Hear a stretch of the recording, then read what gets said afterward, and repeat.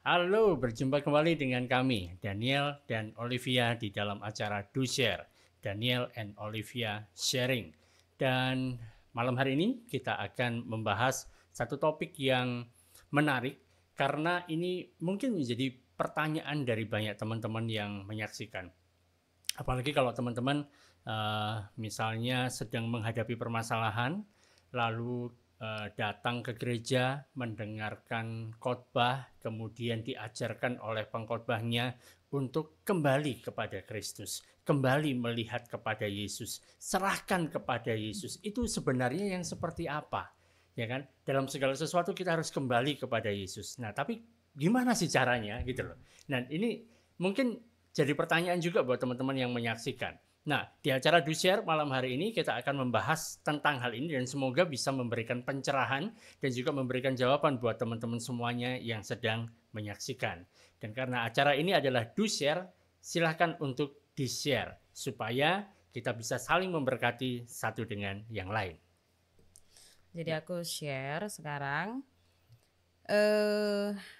Ya, harapannya teman-teman yang sudah ada di Facebook pada malam hari ini bisa langsung bergabung bersama dengan kita. Dan yang sudah bergabung bisa say hi, kasih komen atau like atau apapun supaya kita bisa tahu nih siapa aja yang sudah bergabung bersama dengan kita. Dan mungkin kita bisa jadinya tahu ya apakah suaranya terdengar dengan jelas atau bagaimana. Oke, nah tadi kita sudah dengar cukup panjang introduction-nya di awal ya. Kalau teman-teman melihat dari judulnya Kembali ke Yesus tanda tanya. Nah, itu yang menjadi kebingungan banyak orang karena waktu dibilang bahwa kembali ke Yesus, waktu kita punya masalah, kemudian kita misalnya ngobrol sama mungkin pemimpin kita di gereja atau di komsel atau ya mungkin orang-orang yang kita percayai untuk bisa kita sharing gitu kan. Ya. Kita kan sering familiar tuh dengar bahwa udah serahkan sama Tuhan Yesus, kembalikan saja pada Tuhan Yesus. Nah, buat aku secara pribadi itu juga merupakan sesuatu yang ungkapan yang menurut aku abstrak gitu loh. Abstrak. Abstrak. Jadi absurd. Absurd.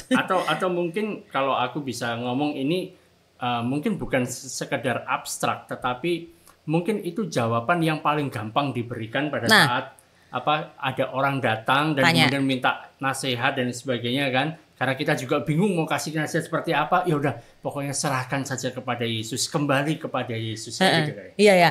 Jadi bagi orang-orang bahkan ada orang yang pernah komplain dalam tanda kutip ya. Ya iya, serahkan ke Yesus yang gimana gitu loh. Lah maksudnya tuh apa? Menyerahkan ke Yesus yang gimana? Saya tuh loh sudah berdoa gitu loh. Ya karena itu yang ada dalam pikiran kita kalau dibilang serahkan kepada Yesus, kembali ke Yesus, maksudnya saya berdoa, Tuhan Yesus aku ini loh punya permasalahan A, B, C, D, E seperti itu. Nah aku sudah melakukan, permasalahannya adalah kok rasanya nggak ada yang berubah gitu loh. Jadi kadang-kadang mungkin orang yang konseling atau orang yang mendengarkan ungkapan bahwa serahkan kepada Yesus itu jadinya merasa bahwa ini sebenarnya lagi malas jawab nih, makanya dibilang serahkan ke Yesus. Ya karena itu merupakan jawaban yang sebenarnya memang benar ya kan. Memang benar kalau kita punya permasalahan, kita sadar bahwa kita nggak bisa melakukannya, menyelesaikannya dengan kekuatan kita sendiri. Ya mau nggak mau kita berserah kepada Tuhan kan gitu kan. Ya memang jawabannya memang seperti itu. Tapi kadang-kadang yang jadi tanda tanya adalah ya itu tadi, gimana caranya gitu. Maksudnya tuh apa ya kan? Sesuatu karena ya kita tidak bisa memungkiri bahwa kita itu pengen sesuatu yang bersifat aplikatif gitu loh. Jadi kita tuh bisa paham gitu loh. Karena kadang-kadang orang kalau udah dalam permasalahan dan sebagainya tuh waktu dikasih satu jawaban yang kayak butuh untuk ditelaah lebih banyak lagi itu susah. Itu kalau hanya sekedar ya butuh ditelaah ya. Kalau ternyata ini adalah sesuatu yang ya mungkin kalau kita bisa bilang orangnya sendiri nggak familiar dengan apa yang ada di dalam firman Tuhan ya, itu akan menjadi sesuatu perjalanan perenungan yang panjang yang nggak berujung buat dia. Sebentar, aku mau share dulu ya. Silahkan di-share. Nah, kalau kamu gimana? Kamu pernah dengar hal ini sebelum kamu menjadi orang yang memberi konseling loh ya? Kamu pernah konseling sama orang nggak? Kemudian dapat ungkapan kayak ini, ya udah serahkan sama Yesus. Sebenarnya gitu. bukan masalah waktu konseling sama orang terus kemudian disuruh serahkan saja sama Yesus, tapi ini merupakan satu hal yang jelas lah. Kadang-kadang lah kita ngomong misalnya ngomong sama orang yang kita kenal, mungkin dia pemimpin kita gitu kan, leader kita, gembala kita atau gimana. Waktu kita sampaikan permasalahan kita ya seringkali itu yang jadi jawaban gitu. Ya kan? Dan mungkin waktu orang konseling sama kita pun kita pernah mengatakan itu. hal yang sama. Ya, gitu. Tapi intinya gini, beberapa waktu terakhir ini menjadi sesuatu yang aku sendiri juga pikirkan kembali. Karena waktu aku sendiri mengungkapkan ke seseorang itu bahwa serahkan pada Yesus, itu juga sebenarnya tuh kembali ke aku. Ya maksudnya yang apa gitu loh, menyerahkan yang seperti apa. Dan ternyata sebenarnya ini sesuatu yang kita lihat kembali tuh sudah dijelaskan dalam Alkitab. Cuman kadang-kadang itu ada momen di mana kita membaca, tapi kemudian kayak terlewat begitu aja. Sampai akhirnya ada satu momen di mana kayak kita tuh benar-benar memberikan waktu, memberikan ruang untuk benar-benar merenungkan aspek tentang menyerahkan kepada Yesus atau kembalikan kepada Yesus itu seperti apa. Dan thanks God, itu tuh kayak kita bisa dikembalikan lagi. Kamu tuh lo pernah baca bagian itu. Tapi ya ini loh, yang namanya waktu kita menghadapi permasalahan kan, memang mau nggak mau memang fokus kita itu tertuju kepada permasalahan kita, ya kan? Terus waktu dikatakan banyak yang kemudian memberikan jawaban, memberikan nasihat, ya kan? Seperti cast your care, gitu kan? Lemparkan permasalahanmu. Pokoknya kalau sudah dilempar ya kan nggak di tanganmu lagi, gitu loh. Yuk gampang ngomongnya gitu. Gampang kalau itu adalah sesuatu yang bersifat jasmani, bersifat fisik. Tapi waktu kita bicara tentang sesuatu yang ada di sini, tak segampang itu. Jangan nyanyi nanti kena copyright. Oh iya. Ya, tapi benar-benar gak sih ya? Aku mau say hi dulu. Udah ada Prismo yang udah bergabung. Gimana Mo? Setuju dengan hal ini? Kemudian ada Bang Ari juga yang sudah bergabung. Iya kan? Begitu kita dengar bilang sudah serahkan sama Tuhan Yesus, ya memang nggak segampang kayak gitu doang gitu loh. Fokus sama Yesus, tetap pandang Yesus. Ya apa gitu loh. Ya apa? Oke, tanpa berpanjang-panjang kita langsung aja melihat apa sih yang firman Tuhan sampaikan tentang memandang kepada Yesus ini. Dan coba kita mengambil waktu pada malam hari ini untuk bisa melihat dari sudut pandang yang berbeda. Dan kami berharap dari tayangan pada malam hari ini bisa memberikan satu insight baru bagi kita semua. Sekalipun mungkin kita sudah sering membacanya, tapi mungkin malam hari ini akan memberi satu sudut pandang yang baru buat kita semua. Langsung aja buat teman-teman semua ya. Oke, kita langsung aja lihat ke Alkitab kita. Dari Kolose pasal yang ketiga. Ya, Kolose pasal yang ketiga. Ya, padahal kamu sendiri udah melakukan Bible study surat Kolose udah berapa kali sih untuk Kolose sendiri? Berkali-kali. Ya, selain Bible study ya kan yang rekamannya ada di YouTube. Jadi buat teman-teman yang mau mempelajari secara utuh bisa nanti berkunjung ke YouTube saya, namanya Daniel Sugiarto. Jangan lupa waktu berkunjung subscribe sekalian. Nah, di sana ada banyak sekali video-video Bible study dan khususnya yang kita sedang bicarakan saat ini adalah bicara tentang surat Kolose. Nah, di sana belum lama sih ya, belum lama lewat kok. Videonya sih belum lama, tapi ngajarnya sudah berkali-kali. Sudah berkali-kali, gitu ya. Oke, langsung kita lihat aja di Kolose pasal yang ketiga. Kolose ini buat saya secara pribadi adalah satu surat yang apa ya, yang cukup spesial gitu, karena banyak berbicara tentang Yesus itu segalanya, Kristus adalah segalanya. Ya bukan bilang bahwa di surat-surat lain enggak, tapi di Kolose itu banyak hal-hal literal yang menunjukkan bahwa Yesus adalah segalanya, Kristus adalah segalanya, Kristus yang terutama. So kita langsung aja lihat ke Kolose pasal yang ketiga mulai ayat yang kelima. Aku baca aja semua ya. Ya, nanti kalau kita sampai pada ayat yang pop up ya, langsung kita bahas di situ. Oke? Siap. Nah, Kolose pasal yang ketiga mulai ayat yang kelima, kalau di Alkitab kita ada tulisan judulnya adalah manusia baru. Nah, mulai. Karena itu, matikanlah dalam dirimu segala sesuatu yang duniawi, yaitu percabulan, kenajisan, hawa nafsu, nafsu jahat, dan juga keserakahan yang sama dengan penyembahan berhala. Semuanya itu mendatangkan murka Allah atas orang-orang durhaka. Dahulu kamu juga melakukan hal-hal itu ketika kamu hidup di dalamnya. Tetapi sekarang buanglah semuanya ini, yaitu marah, geram, kejahatan, fitnah, dan kata-kata kotor yang keluar dari mulutmu. Jangan lagi kamu saling mendustai, karena kamu telah menanggalkan manusia lama serta kelakuannya dan telah mengenakan manusia baru yang terus-menerus diperbarui untuk memperoleh pengetahuan yang benar menurut gambar Khaliknya. Nah, untuk bacaan yang ini aja tuh aku melihat bahwa kalau dari rangkaian episode Do Share yang akhir-akhir ini kita bahas itu kan banyak berbicara tentang tokoh-tokoh mulai dari perjanjian lama, dan kita melihat bagaimana Tuhan itu intervensi dalam kehidupan mereka, sehingga dari kehidupan mereka yang hancur-hancuran dan segala macam hal yang nggak bisa dibanggakan itu, ternyata Tuhan bisa bekerja dan membuat mereka menjadi seseorang yang luar biasa dalam sejarah ya, dan bahkan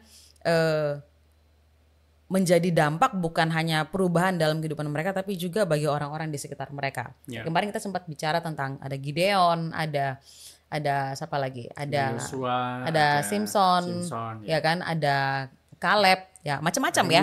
Ada Musa ya. Banyak banget yang kita udah bahas ya. Dan kita melihat bahwa mereka ini adalah orang-orang biasa juga, sama kayak kita, punya banyak kelemahan, punya banyak pergumulan, ya kan? Tapi waktu mereka mengalami perjumpaan dengan Tuhan gitu kan, ada satu perubahan hidup dalam diri mereka, dan mereka melakukan hal-hal yang sebelumnya tidak bisa mereka lakukan, ya kan. Nah, waktu aku membaca di Kolose pasal yang ketiga ini, yang judulnya bercerita mengenai manusia baru, yaitu tentang kita semua yang sudah menerima Yesus sebagai Tuhan dan Juru Selamat, kita disebut sebagai manusia baru, benar ya? Betul. Ya, betul. Sebagai ciptaan baru. Ternyata manusia baru ini secara roh itu tuh langsung baru, tetapi dalam proses kehidupannya ini nih berproses gitulah, ya kan? Sehingga makanya dibilang di sini dulu memang itu tuh menjadi bagian dari hidupmu yang lama, tapi kamu yang sekarang itu enggak. Karena itu kamu tinggalkan hal-hal seperti itu. Artinya kalau kamu melihat ini secara identitas baru, tetapi dalam perubahan cara hidup ini adalah satu proses gitu. Ada satu perjalanan. Gimana menurutmu? Ya memang begitu, karena gini, kalau kita bicara bahwa saat kita menjadi manusia baru dan saat kita masih menjalani kehidupan manusia lama, ya kan, bisa dibilang banyak dari kita yang lebih panjang menjalani kehidupan manusia yang lama dibanding menjalani kehidupan manusia yang baru. Karena begitu lahir ya itu manusia lama kita, ya, gitu kan? Bawaannya udah kayak gitu. Ya, sampai kemudian kita berjumpa secara pribadi, dalam tanda kutip berjumpa secara pribadi dengan Kristus. Maksudnya bukan langsung melihat seperti Rasul Paulus melihat cahaya yang terang dan sebagainya. Artinya menerima Yesus sebagai Tuhan dan Juru Selamat. Saat itu ada perubahan di mana kita menjadi ciptaan yang baru. Dan saat kita punya sesuatu hal yang baru, itu membutuhkan waktu supaya kita bisa terbiasa dengan sesuatu hal yang baru. Kalau yang sudah lama, wah ini biasa gitu kan. Kita sudah bisa melakukan banyak hal kalau kita sudah seringkali melakukannya sebelumnya. Jadi seperti manusia lama kalau menghadapi segala sesuatu dengan cara manusia lama, ya kita sudah tahu caranya. Tapi sekarang begitu kita menjadi ciptaan yang baru, manusia yang baru, perlu ada masa di mana kita adaptasi, atau beradaptasi, menyesuaikan pikiran kita, menyesuaikan tingkah laku kita sesuai dengan identitas kita atau jati diri kita yang baru. Mungkin mirip gini lah, waktu teman-teman misalnya beli HP baru misalnya, ya kan? Waktu setelah beli HP baru itu kan begitu kita dapatkan, kita buka, sudah unboxing, sudah macam-macam lah, sudah dicas dan sebagainya. Kemudian kita mulai melihat gimana sih cara mengoperasikannya. Aku memang tahu cara mengoperasikan HP, tapi ini kan HP yang baru.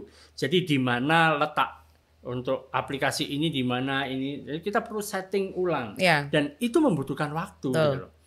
Dan nggak langsung tiba-tiba dapat yang baru langsung canggih bisa tahu gitu semua. Kan? Nah, itu. Bahkan mungkin ada hal-hal yang sepertinya itu butuh waktu lebih cepat, ada yang lebih lama untuk kita menggunakannya gitu ya. Nah, ini juga sama gitu loh. Jadi, yang aku mau tunjukkan juga buat teman-teman adalah kadang-kadang itu kita begitu mudah menghukum diri sendiri saat kita melihat aku sudah percaya Yesus, kok aku belum cukup baik? Kok aku masih sama seperti yang dulu? Kok aku masih marah ya? Kok aku masih begini? Kok aku masih begitu? Dan seringkali akhirnya kita terpaku dengan hal itu. Dan makin lama akhirnya kita merasa bahwa kok aku nggak berubah ya? Kok aku tidak cukup baik ya? Padahal kayaknya kemarin aku mungkin udah ikut altar call di gereja. Aku sudah menerima Yesus. Aku udah doa terima Yesus gitu. Tapi kok aku masih seperti ini, dan ini seringkali membuat banyak orang akhirnya putus asa di dalam perjalanan mereka bersama dengan Yesus. Merasa bahwa aku harus berjuang sendiri untuk membuat diriku layak di hadapan Tuhan. Dan akhirnya banyak orang akhirnya mundur gitu. Dan ini ada merupakan sesuatu yang aku pikir perlu untuk kita luruskan kembali. Karena melihat di dalam Alkitab bahwa Rasul Paulus pun tidak menyangkali bahwa serta-merta kamu akan langsung sempurna. Tetapi yang Rasul Paulus lakukan adalah mengingatkan kembali pada kita, pada orang percaya, pada manusia baru ini bahwa hey, memang ada proses yang perlu kamu jalani. Memang itu butuh waktu. Kekuatannya adalah bahwa Yesus sudah melakukan bagian yang paling sulit, yaitu mengubahmu menjadi ciptaan baru. Bagianmu adalah menyesuaikan diri dengan yang baru itu tadi. Bagianmu bukan mengubah diri. Yang mengubah itu adalah Yesus. Bagian kita dan itu sudah terjadi. Jadi kalau kita punya pola pikir ini, maka beban itu tuh akan berbeda gitu loh. Karena seringkali kita merasa bahwa oke, aku terima Yesus sebagai Tuhan dan Juru Selamat, aku harus mengusahakan untuk menjadi lebih baik. Aku harus mengusahakan untuk diriku layak di hadapan Tuhan. Aku harus mengusahakan begini dan begitu. Dan akhirnya kita terperangkap dengan berbagai aktivitas keagamaan, agamawi. Yang itu hanya di luar aja, di dalamnya enggak. Nah, bagus banget ya dengan apa yang sudah disampaikan oleh Rasul Paulus. Itulah pentingnya kenapa kita melihat kembali semuanya ke firman Tuhan. Karena Rasul Paulus mengatakan bahwa ini memang proses gitu. Tapi prosesnya itu perlu dengan satu pemahaman yang benar bahwa Yesus sudah melakukan bagian terberatnya, yaitu mengubah kita ya, untuk menjadikan kita menjadi manusia baru. Bagian kita adalah menghidupi identitas yang baru itu. Nah ini kan beda ya, daripada kita yang disuruh untuk berubah gitu. Ya. Kita nggak bisa. Ya tapi ya ini loh yang namanya pola pikir yang lama ini tetap ada gitu kan. Jadi di dalam pola pikir yang lama adalah berpikir bahwa kita sendiri yang harus mengubah diri kita. Kita sendiri yang harus berusaha untuk menjadi semakin hari menjadi semakin seperti Kristus. Sehingga itu menempatkan satu beban yang sangat berat dalam beban baru kita. Lagi. Iya. Apalagi kalau gini kan, aku harus berubah, aku nggak boleh marah lagi, aku nggak boleh apa misalnya. Nggak boleh misuh, aku nggak boleh ngomong kotor lagi, aku harus mengampuni, aku harus apa tadi tuh banyak-banyak kan di dalam. Makanya, jadi itu bisa membebani kita gitu loh. Padahal sebenarnya kalau kita mau mengikut Kristus, Yesus sendiri mengatakan kepada kita, dan ini ayat yang paling mungkin teman-teman semuanya sudah sering kali mendengar tentang hal ini. Dia mengatakan, marilah datang kepadaku, hai yang letih lesu, kamu yang letih lesu dan berbeban berat. Aku akan memberikan kelegaan kepadamu. Ya kan? Jadi harusnya waktu kita datang kepada Kristus, waktu kita menjadi pengikut Kristus, maka kita nggak menjadi letih lesu lagi, kita menjadi tidak berbeban berat. Karena dia memberikan kelegaan kepada kita. Dia memberikan, dalam bahasa Inggrisnya adalah rest. Peristirahatan di dalam dia. Dan kemudian Yesus sendiri juga mengatakan bahwa pikulah kuk yang kuberikan kepadamu, ya kan? Karena kuknya itu enak, bebanku ringan. Jadi waktu kita hidup bersama-sama dengan Kristus, menjalani jati diri kita yang baru di dalam Kristus, menjadi ciptaan yang baru, itu bukan hal yang sulit gitu loh. Bukan hal yang berat untuk kita lakukan. Kalau malah kita kemudian terjebak sehingga melihat bahwa aku harus perform sedemikian rupa dan itu menjadi beban yang begitu berat dalam kehidupanku, jangan-jangan tidak lagi mengikut Yesus. Jangan-jangan mengikut sesuatu hal yang lain yang memberikan beban yang makin berat. Karena Tuhan Yesus mengatakan gini, Tuhan Yesus tidak mengatakan bahwa kalau kamu mengikut aku, kamu tidak punya beban sama sekali. Enggak.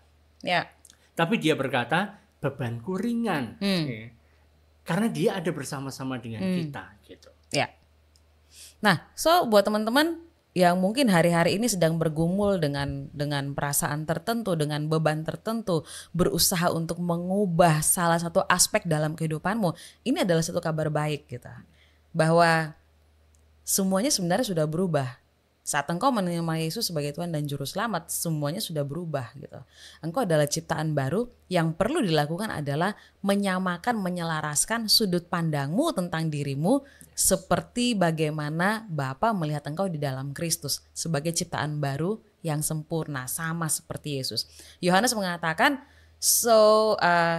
as he is, so are we in this world, ya. Sebagaimana dia saat ini, begitu juga kita di dunia ini, ya. So, kita langsung aja baca lanjut lagi ya. Lanjut lagi. Oke. Kolose masih Kolose pasal 3 ya. Ayat 11 ya. Dalam hal ini tiada lagi orang Yunani atau orang Yahudi, orang bersunat atau orang tak bersunat, orang barbar atau orang skit, budak atau orang merdeka. Tetapi Kristus adalah semua dan di dalam segala sesuatu. Karena itu sebagai orang-orang pilihan Allah yang dikuduskan dan dikasihinya, kenakanlah belas kasihan, kemurahan, kerendahan hati, kelemah lembutan dan kesabaran. Sabarlah kamu terhadap yang lain, ampunilah seorang akan yang lain. Apabila yang seorang menaruh dendam terhadap yang lain, sama seperti Tuhan telah mengampuni kamu, kamu perbuatlah juga demikian. Dan di atas semuanya itu kenakanlah kasih sebagai pengikat yang mempersatukan dan menyempurnakan.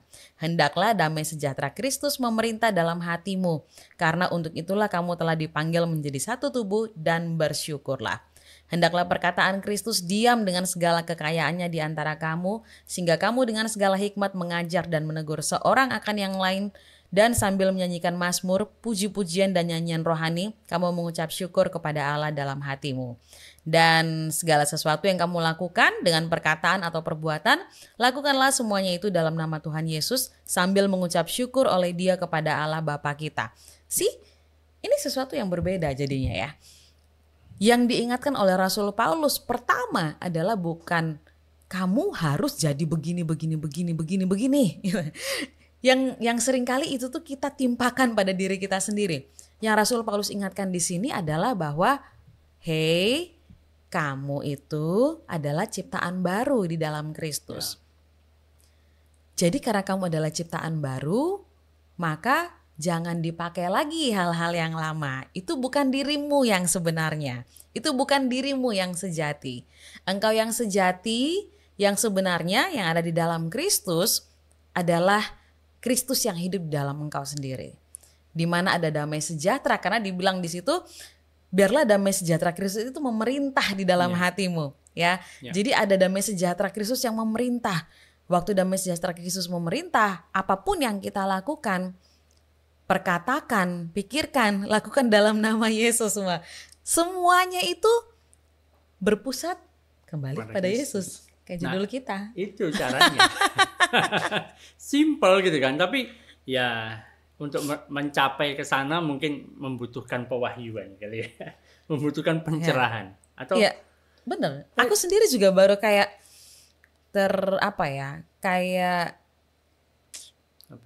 tercerahkan apa? Padahal udah sering banget gitu kan. Udah sering banget membaca ini dan mengatakan bahwa kembali ke Yesus. Tapi poin bahwa maksudnya kembali ke Yesus ini adalah menyamakan sudut pandang kita dengan sudut pandang Allah. Tentang kita di dalam Kristus. Ini ibaratnya sama kayak misalnya gini. Misalnya kita nggak suka dengan sesuatu hal yang terjadi ya. Misalnya mungkin kayak dulu aku kalau lewat jalan ini ya lewat aja. Sekarang kok harus muter lewat sana sih. Sekarang kok ditutup sih. Sekarang kok kalau jam segini sampai jam segini udah ditutup sih. Hanya lewat pada jam-jam tertentu dan sebagainya. Kemudian mungkin orang akan menjawab ke kita, ya benar, dulu memang begini, dulu memang begitu. Tetapi sekarang kan kita lihat lagi peraturannya apa. Sebenarnya sesimpel itu. Memang dulu aku pemarah, memang dulu aku pendendam, memang dulu aku suka misuh ngomong hal-hal yang kotor. Tapi itu kan dulu, sekarang lihat dulu identitasmu apa. Jadi sesimpel itu aja. Waktu kita menyamakan cara pandang kita dengan cara pandang Tuhan, maka perubahan itu akan menjadi sesuatu yang sangat natural, menjadi sesuatu yang bukan kita lakukan dengan usaha kita sendiri. Jadi gini loh, Yang perlu kita fokuskan, yang perlu kita pikirkan adalah seperti apa Kristus dan apa yang sudah Dia kerjakan buat kita. Itu yang penting. Karena kadang-kadang kan waktu dikatakan, oh ya dulu aku memang adalah seorang yang pemarah, sekarang aku nggak boleh marah, itu salah fokus. Makan ditahan-tahan malah pengen marah. Maka begitu ditahan, sudah lama menumpuk makin padat, begitu meledak, wah hancurlah semuanya. Gitu. Terus dibilang, ini manusia lamaku bangkit lagi kan. Oh. Padahal nggak ada ceritanya manusia lama bangkit ya. Karena firman Tuhan katakan bahwa manusia lama kita sudah mati, sudah dipakukan bersama Yesus di kayu salib. Nggak ada ceritanya dia bangkit lagi. Yang bangkit cuma Yesus ya ketika dia bangkit gitu ya. Terus nanti memang ada kebangkitan orang mati gitu ya. Cuma ya bukan bicara tentang manusia lama, tapi itu yang seringkali yang sudah mendarah daging sama kita. Karena kalau kita tidak lagi berusaha melakukan sesuatu, itu kayaknya nggak nyaman. Itu kayaknya bukan sesuatu yang yang secara naluri kita, secara alamiah itu masih seperti itu. Waktu kita membaca sesuatu kan seringkali munculnya, oh berarti aku harus melakukan apa ya? Gitu. Ya benar, kayak baca ini kan, pasti secara umum naluri manusia itu hanya akan langsung tertuju kepada oke, aku berarti tidak boleh lagi berdusta. Aku harus menjauhi semua hal-hal yang disuruh nggak boleh tadi itu. Karena itu akan mendatangkan murka Allah. Kemudian aku tidak boleh lagi marah, geram, kejahatan itu nggak boleh lagi, fitnah, kata-kata kotor. Kemudian nggak boleh berdusta. Yang dilihat itu. Padahal apalagi kayak gini kan di ayat yang ke-12 kan. Karena itu sebagai orang pilihan Allah yang dikuduskan dan dikasihinya, kenakanlah belas kasihan. Jadi aku harus selalu punya belas kasihan. Aku harus selalu punya compassion gitu kan. Gitu kan. Jadi itu yang membuat kita menjadi semakin terbeban gitu loh. Waktu kita kemudian aku lagi nggak pengen compassion. Gitu kan. Ya kan, ada kemurahan, harus selalu murah. Jadi kalau jualan apa-apa harus dimurahkan. Nggak bisa, cabai lagi naik sekarang. Jadi repot karena ya, tapi itu yang secara alamiah akan terjadi dalam hidup kita gitu loh. Makanya secara alamiah kita akan mau seperti itu. Karena kita sekian lama di dalam sistem yang lama, kita sekian lama dalam manusia yang lama, tiba-tiba harus berubah gitu kan. Untuk menjalani identitas yang baru itu butuh waktu. Dan sebenarnya bisa cepat juga kalau kita segera untuk menyadari bahwa kehidupan kita, apa yang kita peroleh, hidup yang baru kita, ciptaan baru kita, bukan karena hasil karya kita, bukan karena kehebatan kita, bukan karena aku sudah melakukan sesuatu, tetapi karena Kristus yang sudah mengerjakan segala sesuatunya. Karena Kristus yang sudah mati dan kemudian Dia memberikan hidupnya kepadaku. Jadi beda penekanannya. Sama-sama kita hidup gitu loh. Sama-sama kita makanannya mungkin sama, kita tetap masih makan nasi bagi orang Indonesia gitu kan. Mungkin bagi orang yang lain makanannya beda. Cuman sikap hidup kita, cara kita memandang kehidupan akan menjadi sesuatu hal yang berbeda. Bukan lagi melihat tentang apa yang harus aku lakukan, bagaimana cara aku bisa kembali kepada Kristus itu gimana caranya gitu kan. Aku harus kembali, aku harus serahkan ini. Ya bukan itu, tapi kita melihat memang seperti apa sih pandangan Allah kepada kita. Makanya aku suka dengan istilah yang akhir-akhir ini sedang kalibrasi. Oh, kalibrasi. Ya jadi kan kalau kalibrasi itu biasanya dipakai di apa sih? Di timbangan. Timbangan itu kayak di set kembali bahwa kalau 0 ya benar-benar 0 gitu ya. Kalau 1 gram ya 1 gram, 1 kilo ya 1 kilo. Terus gitu. Mungkin warna komputer itu juga perlu dikalibrasi ya supaya monitor. Ya warna di monitor. Jadi benar-benar gitu loh, nggak geser, nggak kemana-mana. Nah itulah pola pikir kita perlu dikalibrasi. Begitu mulai melenceng kemana-kemana, dikalibrasi kembali, dikembalikan kepada yang sesungguhnya, yaitu seperti bagaimana Kristus. Seperti bagaimana Kristus, demikianlah kita di dalam Dia. Nah itulah yang dimaksud dengan kembali ke Kristus, dikembalikan ke Kristus. Semuanya dikembalikan ke Kristus. Maksudnya adalah kita menyelaraskan kembali sudut pandang kita, pola pikir kita sebagaimana Yesus. Taunya dari mana? Ya nggak lain nggak bukan, cukup dari firman Tuhan. Karena memang nggak ada hal yang lain lagi. Oleh karena itu kami sangat-sangat pengen supaya konten-konten seperti ini bisa dibagikan. Kembali lagi, teman-teman, ini adalah sesuatu yang mungkin singkat ya kita bahas. Tapi waktu kita bagikan, kami percaya bahwa ada orang-orang yang bisa diberkati. Mereka boleh mengalami kelepasan, mereka boleh terbebas dari hal-hal yang mungkin selama ini membebani mereka dalam perjalanan kekristenan mereka, dalam perjalanan mereka bersama dengan Yesus. Oleh karena itu, teman-teman bisa bantu untuk share acara ini ya. Nanti di akhir program, kalau yang tadi telat untuk mengikuti, bisa di scroll back kembali dari awal supaya bisa tahu apa sih yang sedang kita bahas pada malam hari ini. Dan salah satu hal lain yang juga kami lakukan untuk bisa mendukung ya, supaya kita bisa sama-sama saling mengingatkan untuk melihat kembali kepada Yesus itu, jangan lewatkan setiap hari Kamis kita punya Bible Study, dan saat ini kita sedang membahas dari surat-surat penggembalaan ya, masih di surat 1 Timotius ya.